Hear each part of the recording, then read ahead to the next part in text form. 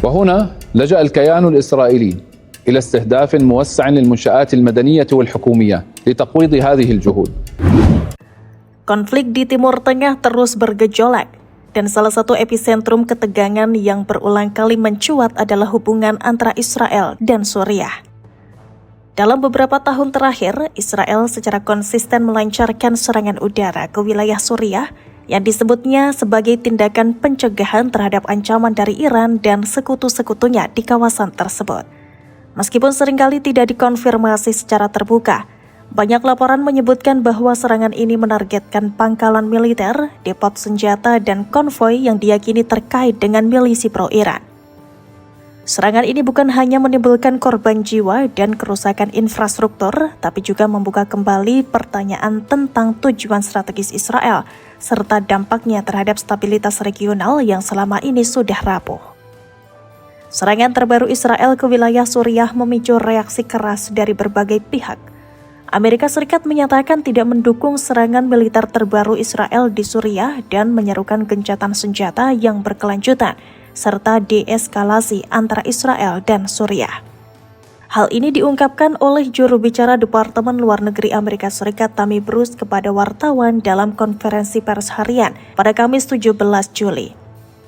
Amerika Serikat mengutuk kekerasan di Suriah dan mengatakan Washington secara aktif melibatkan semua konstituen di Suriah untuk menavigasi ke arah ketenangan dan melanjutkan diskusi tentang integrasi dan meminta pemerintah Suriah untuk memimpin jalan ke depan. Salah satu alasan utama dibalik ketidaksenangan Amerika Serikat terhadap serangan Israel ke Suriah adalah kekhawatiran atas stabilitas regional.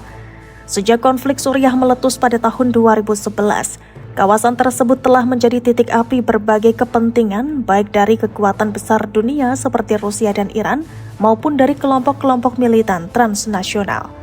Amerika Serikat setelah penarikan sebagian besar pasukan dari Suriah dan Irak, kini lebih memilih pendekatan diplomatik untuk mengelola konflik.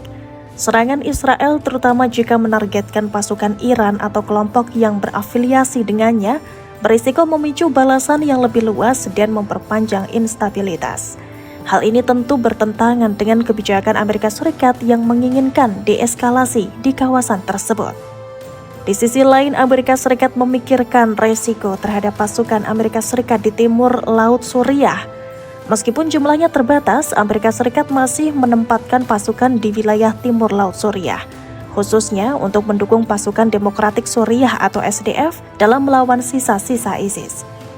Serangan udara Israel yang kadangkala menjangkau wilayah tersebut atau wilayah yang berdekatan menciptakan risiko salah sasaran atau peningkatan ketegangan di daerah yang masih rawan. Amerika Serikat tentu khawatir bahwa setiap eskalasi akan meningkatkan ancaman terhadap keselamatan pasukannya. Kelompok-kelompok milisi pro-Iran di Suriah misalnya dapat merespon serangan Israel dengan melancarkan serangan roket atau drone ke pangkalan Amerika Serikat seperti yang pernah terjadi di Deir ez-Zor dan Al-Tanf. Bagi Washington, menjaga keamanan pasukannya adalah prioritas utama. Sementara itu, sebelumnya beredar kabar bahwa para menteri Israel menyerukan pembunuhan Presiden Suriah Ahmed al-Shara. Seruan muncul dari Menteri Keamanan Nasional Israel, Itamar Ben-Gvir, dan menjadi seruan kedua dari seorang Menteri Israel dalam 24 jam setelah sebelumnya disampaikan oleh Menteri Diaspora Israel, Amachai Chikli. Ben-Gvir mengatakan, gambar-gambar mengerikan dari Suriah membuktikan satu hal, siapapun yang jihadis tetaplah jihadis dan tidak boleh diajak bernegosiasi, dan satu-satunya solusi dengan Presiden Suriah adalah menghilangkannya. Sementara Menteri Diaspora Israel Amachai Chikli juga menyerukan pembunuhan al-Shara dan mengklaim bahwa al-Shara adalah seorang teroris dan pembunuh brutal. Chikli menuduh pemerintah Suriah melakukan pembantaian terhadap kaum Druze, sementara dirinya mengabaikan kejahatan perang Israel di Gaza, tepi barat, serta serangan terhadap negara-negara regional lainnya termasuk Lebanon, Yaman, dan Iran. Menteri Keuangan Israel Bezalel Smotrich juga bergabung dalam kampanye hasutan tersebut, merujuk pada pembantaian brutal yang dilakukan oleh rezim Ahmed al-Shara terhadap kaum Druze di Suriah Selatan. Dia mengklaim hal itu membuktikan bahwa kepemimpinan Suriah selalu ekstremis yang kejam dan brutal. Smotrich mengatakan Israel harus mempertahankan kendali atas zona penyangga dan Gunung Hermon, wilayah yang diduduki Israel sejak jatuhnya rezim Assad, tidak lain untuk melindungi permukiman di dataran tinggi Golan. Menteri Luar Negeri Suriah Asad al-Shibani mengatakan bahwa melindungi komunitas Druze adalah tanggung jawab Suriah dan memperingatkan kekuatan asing agar tidak mencampuri urusan dalam negeri Suriah. Merespon hal itu, sebuah kelompok geng bersenjata elit Suriah bernama Red Bands menjanjikan sungai darah jika Israel melukai sang presiden. Geng Red Bands yang dilaporkan bagian dari tentara Suriah menyampaikan peringatan tersebut kepada Israel dalam bahasa Arab dan Ibrani. Peringatan itu juga muncul setelah serangan udara Israel pada hari Rabu menargetkan sekitar istana presiden di Gunung Kasion, pinggiran Damaskus. Pesawat-pesawat tempur Israel melancarkan 4 serangan udara yang menargetkan gedung staf umum militer Suriah di lapangan Umayyah di ibu kota Suriah, Damaskus, dan menghancurkan gedung tersebut sepenuhnya. Sebelumnya pada hari yang sama, pesawat nirawak Israel melancarkan 2 serangan terhadap gedung tersebut. Militer Israel menginvasi Suriah dengan dalih membela kelompok Druze yang terlibat perang saudara dengan suku Baduy di kota Suwaida selama beberapa hari dan menewaskan ratusan orang. Pasukan pemerintah Suriah memasuki kota tersebut untuk intervensi, namun ditentang militer Israel.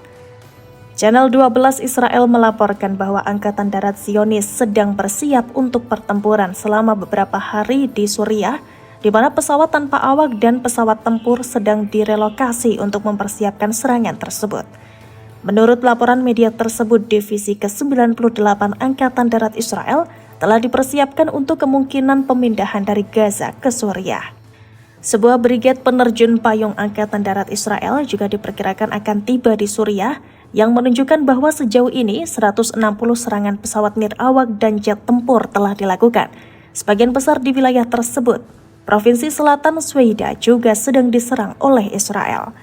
Seorang pejabat Israel mengatakan pasukan militer yang sedang dikerahkan di dataran tinggi Golan sebagai persiapan untuk pertempuran selama beberapa hari, seraya mencatat bahwa telah terjadi pertukaran pesan dengan Amerika Serikat mengenai masalah ini. Ahmed al-Shara merebut kekuasaan Suriah setelah menggulingkan rezim Presiden Bashar al-Assad pada Desember 2024. Sejak itu, al-Shara menjadi presiden sementara Suriah.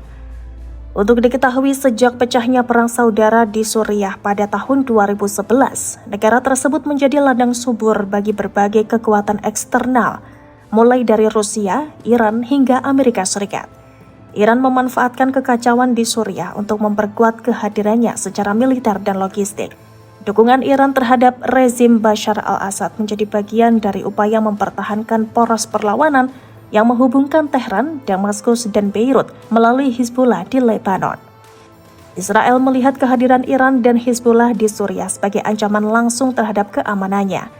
Iran tidak hanya membantu Assad secara militer, tetapi juga diyakini membangun fasilitas-fasilitas strategis termasuk pangkalan drone, gudang rudal, serta jalur pasokan senjata canggih ke Hizbullah. Dalam perspektif Tel Aviv, kehadiran militer Iran di Suriah, terutama di wilayah selatan dekat dataran tinggi Golan, merupakan garis merah yang tidak dapat ditoleransi. Karena itulah Israel secara rutin melakukan serangan udara ke wilayah Suriah dengan dalih menghancurkan ancaman sebelum berkembang lebih jauh.